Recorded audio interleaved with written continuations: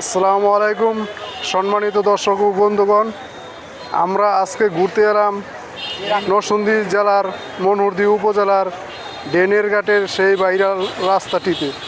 দেখেন কত সুন্দর মনোমুগ্ধকর একটি দৃশ্য, এবং শত শত যানবাহন এবং মানুষের শত ভিড়। লাইক কমেন্ট শেয়ারের মাধ্যমে অন্যকে দেখার সুযোগ করে দিবেন।